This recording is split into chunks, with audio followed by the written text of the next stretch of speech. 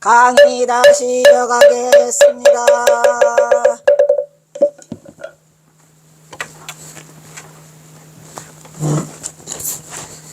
한계령이라는 게 그 노래도 있는 것 같은데, 한계령 곡에.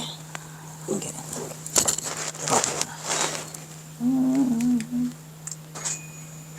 한계령. 백담사가 처음에는 한계사였다고 합니다. 자, 경화선사는 사집을 뗐어. 뭐냐? 뗐다. 자, 690년 신문왕 10년에 불타버렸어. 719년 성도강 18회 제거.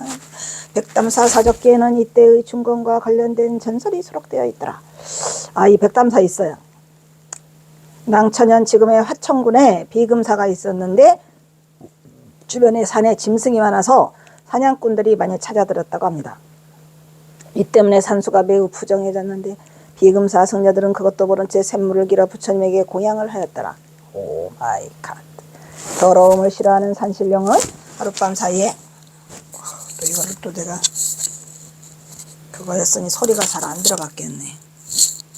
또 막으면 소리가 안 들어가더라고. 미안 쏘리. 그것을 모른 채 샘물을 길어 부처님에게 공양하였다. 더러움을 싫어한 산신령은 하룻밤 사이에 절을 설악산 대승폭포 아래에 옛 한계사터로 옮겨버렸답니다. 이런 거 많죠. 도술 부려서 산신령님이 하루아침에 절을 쑥딱 데려다가 하고 이거 전설 따라 삼천리지만 있다니까요. 우리 그거 아시죠? 태조 이성계가 그 안변 서강사에다가 그리 옮기면은 나하늘님을 옮기면은 왕이 된다 해가지고 그 무학대사가 일러줘가지고 그 허름하게 다 쓰러져가는 절에 있는 나하님을 다 한 분 한 분 모셔다 옮겼잖아요. 근데 499, 500 나한 중에서 499, 500이 오니까 인간의 마음이 요사스러워서 그 두 나하님을 한꺼번에 갖다 놨더니 500번째 나하님이 가보니까 안 계셔. 어디 가셨나 했더니 도로 그 절에 가 계셔. 아유 왜 그러나 했더니 꿈에 야 이놈아 네가 나를 차별해가지고 두 명을 한꺼번에 와서 내가 기분 나빠서 갔다 이 얘기요. 그러니까 이게 보통 일은 아니죠. 그건 우리의 세계를 벗어나는 거지만 어쨌든 신령님이 옮겨놨대요.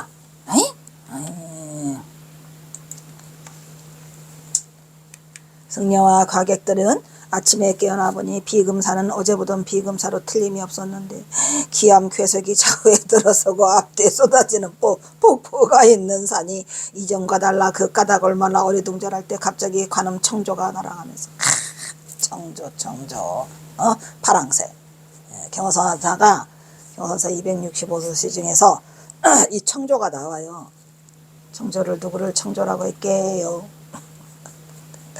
영어당 박한영이가 그 삼수갑산을 찾아와요. 3번을 찾아오는데 파랑새가 날아왔다고 이 청조 얘기를 써요. 오 마이 갓.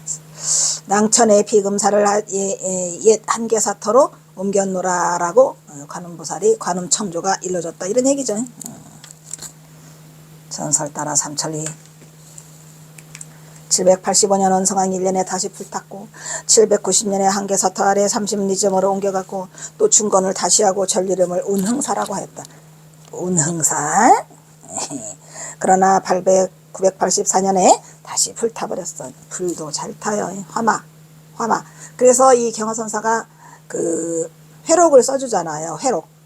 회록은 화제를 회록이라고 해요. 불의 신. 어디서 했었죠? 송계암에 가가지고 그 회록을 써주고 또 어디 써줘요? 백장암 회록. 근데 경화선사가 봤을 때 백장암 회록이 그냥 백장암이 정말 처절하게 타버렸고 송계암도 처절하게 타버려서 경화선사가 남긴 회록이 2개가 있어요. 건선문. 또 탔으니까 건선문을 써서 뭐가 될까요? 건선문 2개 써주죠. 그래서 이전하고 987년 심원사로 개명하였다. 그래부터 조선 심원사 있어요, 그죠? 근데 이 심원사는 아니겠지. 전승되다가 1432년 4번째로 화제가 돼서 다시 폐허가 4번이나 화제를 맞았네요. 그 뒤 2년 만에 심원사지 아래 30리쯤 되는 곳에 법당과 요사체를 세우고 선구사라고 이러면 아이고 백담사도 그냥 찌들찌들한 운명에 1443년에 다시 불타버렸으면 5번째 1447년 예터의 서쪽 1, 2쯤 되는 곳에 다시 절을 세워서 영축사라고 하였다. 이름도 참 참으로 기구한 운명이네요. 어? 기구한 운명이에요.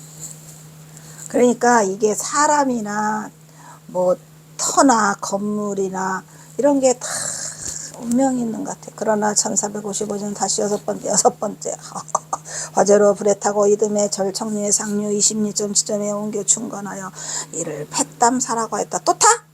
나네. 1770년 영조 51년에 다시 불타버리자 1775년 채붕태연 태수 등이 초함을 듣고 6년 동안 머물면서 법당과 향각 등의 건물을 중건하고 심원사로 또 했네. 하다가 1783년에 정조 7년에 절 이름을 다시 백담사로 바꿔서 이것도 정조네. 야, 백담사. 또 우리가 이걸 다시 역사를 보니까 이 가슴이 아프죠. 그 백담사 약간 비운의 백담사 같다, 그지? 참으로 기구한 운명의 이 백담사는 그 도대체 화제를 몇 번 한 거예요? 일곱 번째. 수차례 화마를 거치면서 끝으로 살아남아 끝까지 살아남아 동욱이 갔구만. 그러니까 동욱이 가니까 그때부터는 화제가 안 생겨. 에이 뭐냐. 1863년에 갔잖아요. 강원에 입학하여 침은 과정을 마쳤더라 이런 얘기죠. 그러니까 동안거를 거기다서 난 것 같아요. 왜냐면 1863년 3월 달에 3월 5일 날 동학사로 입학하러 오니까 그때 가면은 동안거가 있었잖아요. 그때 이제 침문반에 들어가서 공부를 마쳤다 이런 얘기죠. 그대로는 아무 소식 없어? 경호스님이 다녀가니까 또 아무 소식 없구만. 백담사 불만나바라니 확. 백담사 강원에는 침문과정으로 속성으로 마친 동욱은 바로 벽송사 강당으로 와죠. 와서 동학사 만화강백의 제자로 동학사로 입문하기 바로 전에 거기서 사집과정을 무사히 마칠 수 있었더라 이런 얘기요.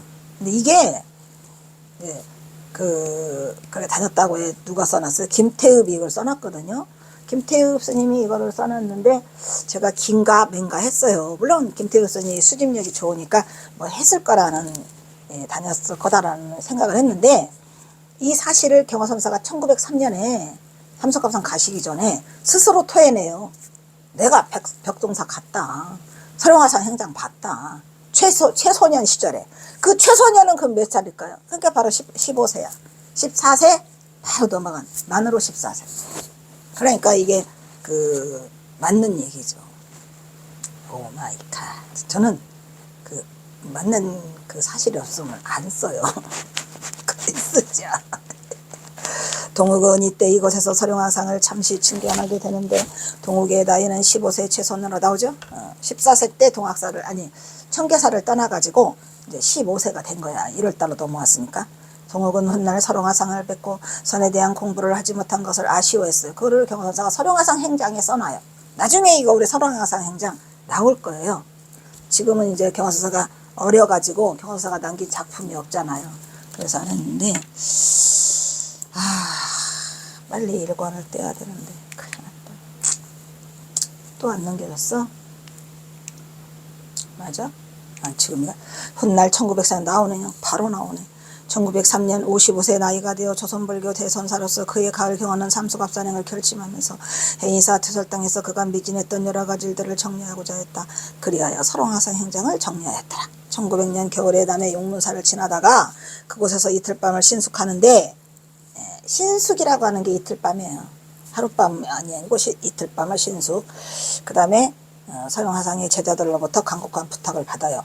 그래서 이제 그때는 거절을 하죠. 나 속 시끄러서가 아니고 나는 그걸 그 가방끈이 짧아서 그런 걸 쓸 능력이 못 된다 라고 거절을 했는데 그게 마음에 걸리셨는지 삼수갑산 가시기 떠나시기 전에 그 퇴설당에서 써주세요. 10월달에 기록도 다 남아있어요. 약속을 지키고자 써주고 가요.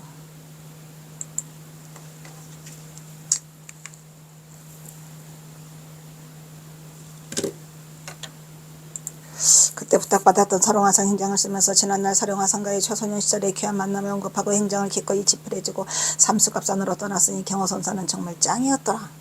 대단하신 분이죠. 참 훌륭하신 인간으로서.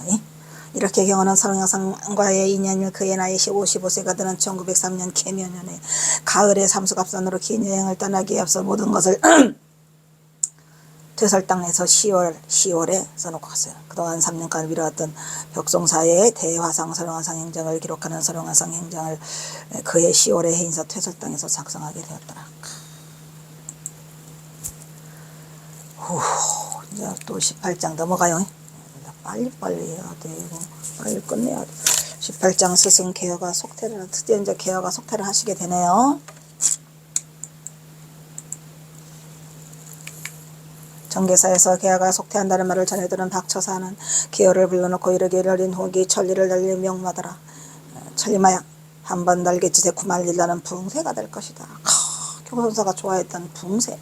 경호선사는 당신이 하고자 했던 게 있었다 했죠. 원하는 붕새, 그 다음에 신선, 그 다음 학. 이게 경호선사가 원하는 거였어요.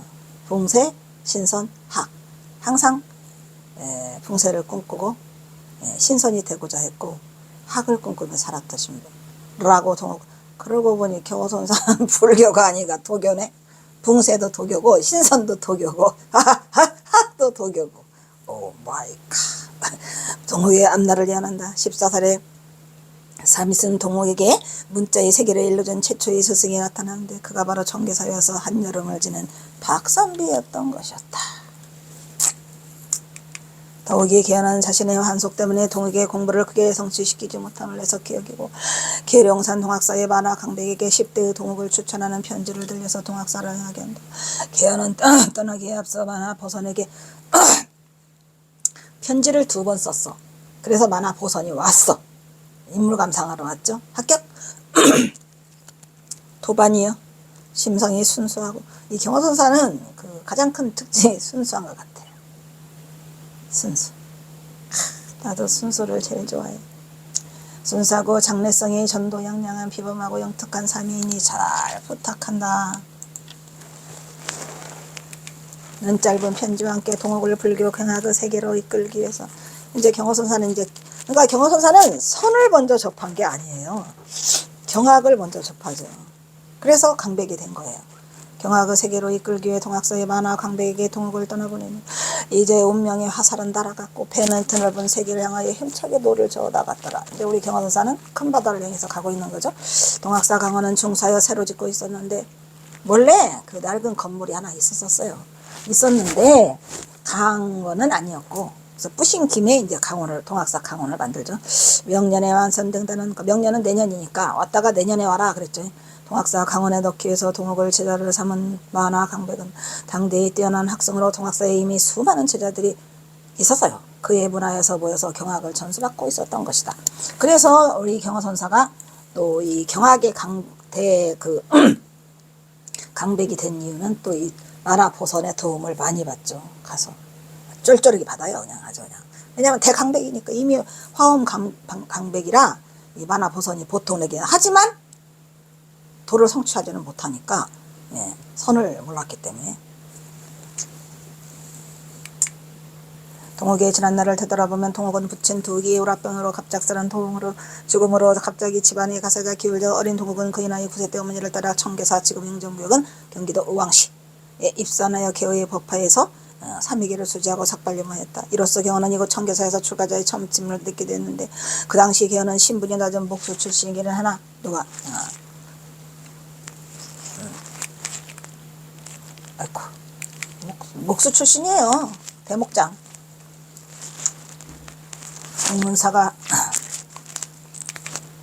용문사가 화재로 소실돼서 역파가 중건하였을 때 그 공사에 참여한 지중한 인연으로 개호의 성실성을 높이 인정하여 그를 제자로 받아들였을 만큼 역파대사 나오죠. 어디에 나오죠 이거? 역파대사 어디 나오죠? 길없는 길. 길없는 길에 이게 자세히 써있어요. 그 솜씨를 인정받아 후에도 도편수가 될 만큼 개헌은 그 불량적인 승려가 절대로 아니었더라. 용문사는 경남 담해군 이동면 도설에 있는 사찰로 그러니까 여기 용문사가 아니에요.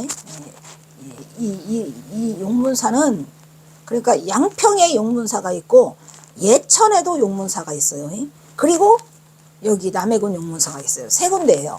근데 경호선사하고 인연이 있는 곳은 예천 용문사와 그 남해군 용문사예요. 예천 용문사에는 장상사 김석두라는 그 2 유생과의 편지를 주고받아서 예천 용문사가 인연이 있고 그 다음에 이 남해용문사는 경호선사가 화전용문사라 해가지고 화전에 내려와가지고 거기서 그 유숙을 하세요. 이틀밤을. 그러다가 이제 서령화상 행장 그 쓰기에 된 그 저기들을 저기 뭐야 제자들을 만난다 그랬죠. 이게 그거예요. 용문사는 경남 야매군 이동면 용소에 있는 사찰로 870년 경문왕 10년 두문조사가 창건하였다. 사적기에 의하면 936년 태조가 직접 중건했고 1165년에는 왕명으로 중수했더라. 이 그러니까 화전면 용문사가 따로 있어요. 네. 거기를 경호선사가 지금 말하는 거예요. 1171년 명종 1년 태자의 태를 일주문 밖에 자비봉도에 묻은 다음 절 이름을 용문산 창기사로 바꿨고 1179년에 15년간에 걸쳐 대대적인 불사가 이루어졌더라. 그러니까 태자의 태를 묻을 만큼 거기도 전기가 있었던 것 같아요. 1478년 성종 9년에 대종대왕의 비인 소연왕의 태시를 봉안하고 그 절 이름을 성불산 용문사라고 해서 여기도 또 태종대왕의 비가 소연왕으로 유명하잖아요. 그 태시를 거다 봉안했네요. 1783년에 정조부녀세사의 태시를 이곳에 쓰고 성불산을 소백산으로 고쳤다. 1835년 한종일령 화재로 소실된 것을 역파대사가 누구랑 상민 부열 등과 함께 중건했더라. 이런 얘기야. 이런 얘기는 거기 자세히 나오는 것 같더라고요. 그 기름 넣기.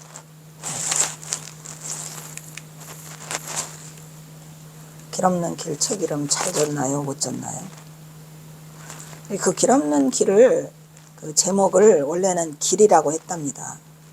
근데 이제 그 저기가 출간하기 전에 바로 꿈을 꿨는데 그거를 길 없는 길로 해라 해가지고 길 없는 길로 바꿨다는데 과연 그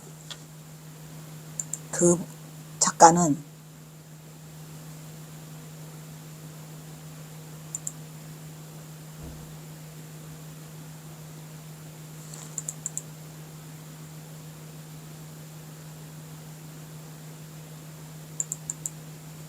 뭐냐 이건 또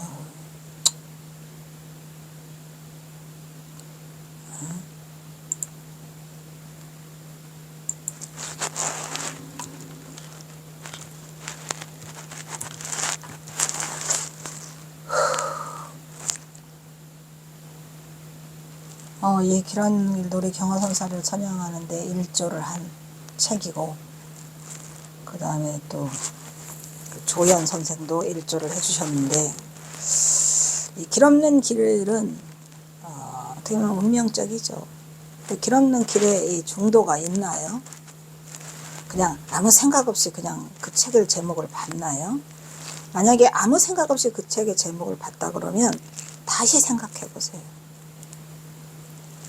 최인호 씨가 과연 이 책을 꿈에서 받았다고 그러는데 제목을 어떻게 보면은 참 알고 준 것 같아요. 알고. 길 없는 길이 무슨 뜻인가를 한번 생각을 해보세요. 응?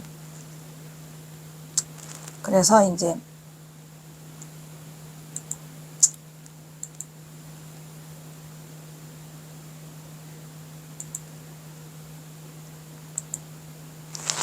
역파대사가 상민 부열 등과 함께 거기를 중건을 했더라 라고 하고 이때 동욱의 스승 개요가 역파를 도와 중건에 참여하고 여러가지 불사에 참여하면서 그의 실력을 인정받았더라. 만약 개요가 그렇게 형편없는 땡초였다면 1879년 6월 동업공백이 환속한 스승 개요가 경복궁 중건에 참여하여 묵수일을 하다가 지붕에서 떨어져 몸져 쓰러져 누웠다는 청가를 받고 그러니까 이 얘기가 그 얘기예요. 경호선사가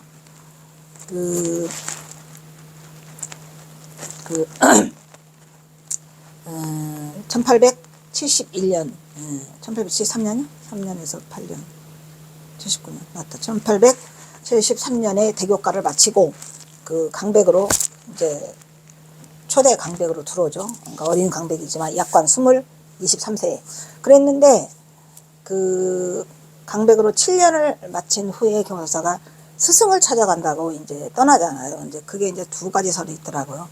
하나는 경호선사가 스승이 보고 싶어서 그래도 나를 그 불문으로 인도했고 내가 아버지처럼 따라서 보고 싶다 하나. 이 경복궁 중건을 하다가 그 지붕에서 떨어져가지고 다리를 다쳤으니까 다녀가라. 이렇게 두 가지가 있어요. 어떤 게 맞을지는 모르겠지만 제가 택한 거는 이제 경복궁 중건에 참여해서 그 정가를 받고 근데 경원사가 마침 방학을 맞아요. 1879년에 방학을 맞아가지고 이제 그 문병을 가려고 이제 떠난다 이 얘기죠. 동학사에서 유명한 강사의 이름을 날리면서 근데 김태읍이는 그냥 보고 싶어서 갔다 이렇게 썼어요. 날리면서 근데 제가 보기에는 꼭 보고 싶어서 간 건 아니고 문병을 가지 않았냐. 하면서 스승 만화의 허락을 받고 형편없는 스승을 만나러 떠난다 한 거 달려나지 않았을 것이다 이런 말이에요. 만약에 그 스승이 진짜 형편없었다 인수 같았다 라고 하면은 좀 거기 했겠죠. 근데 또 만화 보선이 또 용돈까지 두둑히 주죠. 그런 걸 보면 다친 것 같아. 훗날 세상은 그 당시에 개화당을 일러 일자무식의 복수라고 하지만 사실과는 달리 개화당은 비록 복수에 이르는 도편수지만 선의 뜻을 둔 선승으로 이렇게 이야기를 전하고 있다. 본래 경어의 스승 개어는 선에서 선자도 모르는 일자무식이 아니었다는 반전이죠. 근데 연불에도 뛰어났다고 합니다. 사실은 연불성이 더 가깝다고 한답니다. 근데 뭐 그때 연불성 아닌 사람이 어디 있었겠습니까? 어쨌든 간에 경어선사를 강당으로 보내준 거는 개어선사 덕분 아니겠습니까? 그래서 박처사가 떠난 얼마 되지 않아서 은사인 개어 스님이 한석의 동네 아랫마을에 가서 그 밥을 얻었어. 개어는 어린 제자가 마음에 걸려 그 제주에 더 배우지 못하게 되면 해석하기에 동학상 계룡산 동학사 반화상에 주장하면서 보여보니 반화상은 당대의 화원부설로 전국의 법당을 중수하고 대강사였으니 경호선사와 인연은 땅마다 떨어졌고 믿을만한 도반에게 제자 동옥을 받겠음에도 불구하고 마음이 편치 않았어? 편치 않았겠지만 그래서 은사 개어는 자신이 속태하기 전 박처사의 부탁이 마음에 걸려서 강원도 백담사 강당 경상도 박성도에서 어린 시대에게 일찍이 강원 수업으로 인도하게 지인에게 부탁하기도 하여 개어는 스승의 면모를 보여줬던 것이다 이 말이에요. 스승으로서의 책임을 다했다는 점. 훗날 경화가 되어야 한국 선불교의 중흥조가 되었으면 개어의 역할이 있었어 없었어? 있었죠. 적용하 있음을 인정할 수 있는 중요한 부분으로 개어는 엄연한 경어의 스승이었어요. 욕하지 마라 개어를. 제가 이걸 자주 쓴 거는 개어를 욕하는 사람이 많았어요. 아니라고. 아무렇게나 하면 안 돼. 그러나 그런 측면에서 개어대사는 부정적인 인물로 일자무식으로 폄훼할 수 없는 부분이에요.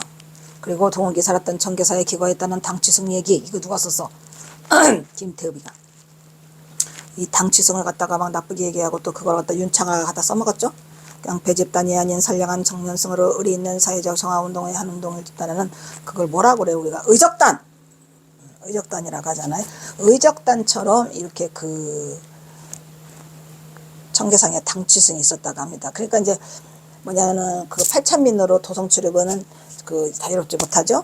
그래서 청계산은 도성 바깥에 있죠. 그러니까 뭔가를 해보려고 쉽게 말하면 그거랑 마찬가지죠. 뭐 그때 당시로 밀란이 많이 일어났거든요. 밀란이 많이 일어나고 의적단이 많이 있었고 그런 중에 이제 스님들 집단을 당치승이라고 했는데 의리파들의 의리파 깡패 집단이 아니고 선량한 청년승들의 청년승이죠.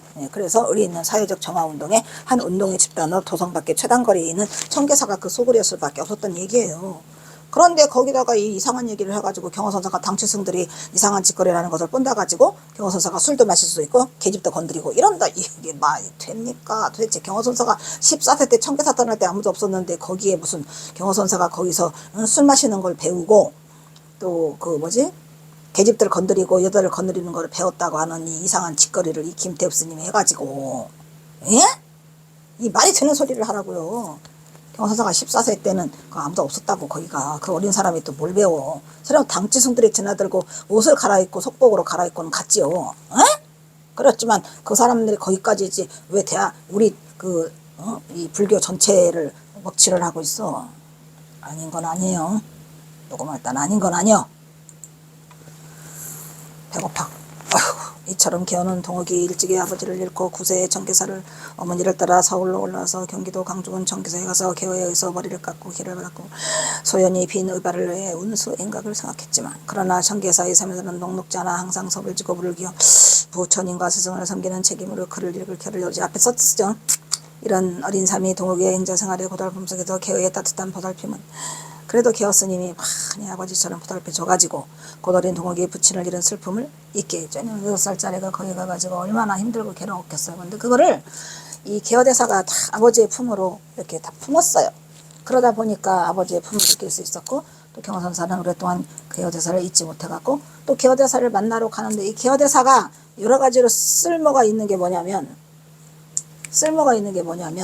또 개어대사를 만나러 가다가 경호선사가 대오를 하게 되잖아요. 호열자를 만나가지고. 그러니까 진짜 이 개어대사는 아무래도 경호선사에게 있어서는 의인이요. 의인. 그래요? 안 그래요? 그런데 어떠다고 개어대사를 욕해? 뭐 일자부식에 불황무식하고 무시 어쩌고 막 오마이갓. 이처럼 개어는 동욱이 아버지를 일찍 잃고 이거 했어? 했고 또 뭐냐. 아이고 지금 몇 돈이 아니 15도에서 왜 꼼짝을 안 해. 씨. 이거 지금 잘못된 거 없잖아.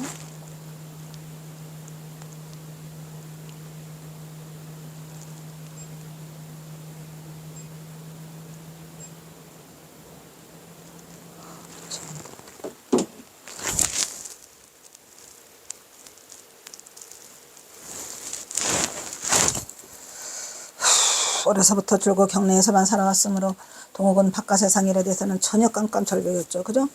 뭐 청계사를 내려가 본 적이 없으니까. 예? 거기 있으면서 누가 어린 동욱을 데리고 나갔겠습니까? 뭐 어디 청계사에서 아래 내려가는 길을 알았겠습니까? 그래서 어린 동욱은 앞으로 닥칠 세상 밖으로 내전되었으니 자신이 찾아갈 계룡산이 얼마나 먼 거리인지 또 자신이 찾아갈 동학사가 어떤 강원인지 뭔지 아무것도 몰라. 전혀 짐작할 수 없었다. 몇 날 며칠을 걸어서 밤낮을 가리지 않고 꼬박꼬박 걸어가야 할 것이다. 한없이 가는 거예요. 그냥 한없이 걸었죠. 그래도 우리 똑똑한 경어가 가만히 있었겠습니까? 스승계어는 다만 그렇게만 말하였을 뿐 계속 가거라. 아래로 계속 가거라. 아래로 가다 보면 나온다. 더 이상 말을 덧붙이지는 아니하였다. 스승의 말을 듣고 동욱은 할 수 있는 일은 그냥 오로지 걸어서 동학사까지 가는 일뿐이었어요. 아래로. 스승 계어의 말에 잠이성 동욱이 해주었다. 그러하면 스승님은 앞으로 어디에 계실 것입니까? 그거는 나도 모른다. 그런 거 묻지 말아라. 냉정하게 계어가 답하였다. 이제부터는 나를 잊어. 나를 완전히 잊어야 돼. 알겠니? 하고 오직 네가 찾아가서 만날 수 있는 만화스님만을, 나는 스승이 아니야. 그러니까 네가 만화스님만을 스승으로 믿고 의지하고 따르도록 하여라. 예이 이렇게 했겠지. 근데 경호스님은 많이 슬펐겠죠? 슬퍼 안 슬퍼? 어이? 슬프지. 그리고 나서 계어는 대필 한 장과 편지 한 장과 가는 도중에 쓴 노자를 좀 줬어요. 말하였다. 이 서간을 만화스님에게 보여주도록 하여라. 그리고 갈 길이 머니 그만 즉시 더 먼저 떠나. 이렇게 해서 경호선사 떠나는 거 보고 계어선사는 나중에 그 속가로 내려왔죠. 계어스님은 앉은 자리에서 벽을 향해 돌아앉고는 그로부터 돌부처가 돼가지고 경호가 인사하는 거 보지도 않아. 볼 면목이 없죠. 묵묵히 앉아 말이 없었다.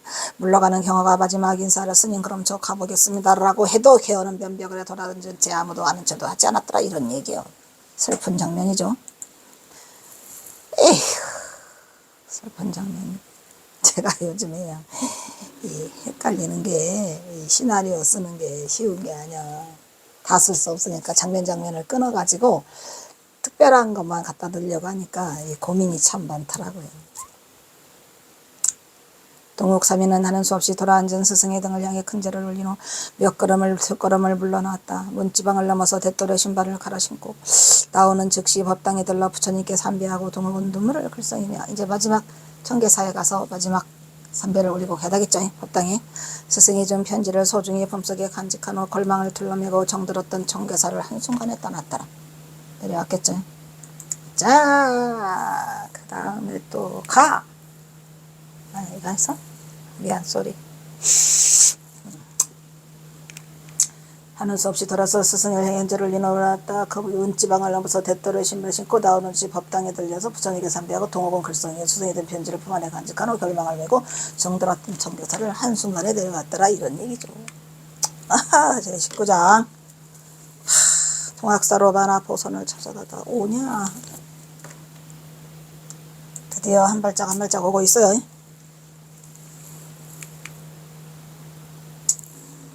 1863년 동욱의 나이 14세가 되었으니 만으로는 14세가 아니고 15세. 그의 깊은 겨울 청계사 주지에 계어 스님이 일신생에 변화가 생겨 속퇴라는 하는 일이 일어나지 않았더라면 삼위승 경에는 영영 청계사에서 둘러앉아 그의 은사 계어의 가르침을 받지 못하고 쓸모없는 나무로만 성장하게 되었을지도 모르리로다.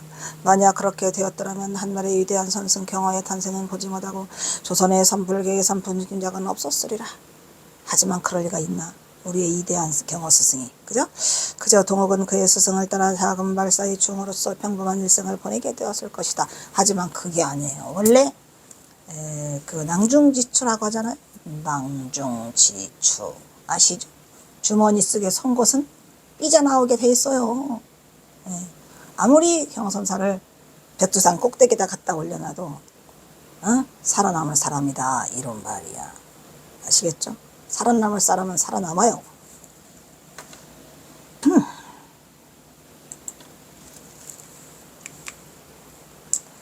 하지만 하늘은 동옥을 가만두지 않았다.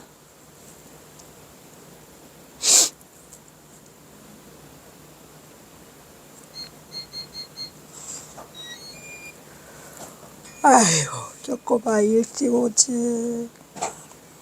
일단 여기서 끊겠습니다. 추워서 못하겠어요. 너무 추워. 이렇게 추워, 이거. 미치겠다.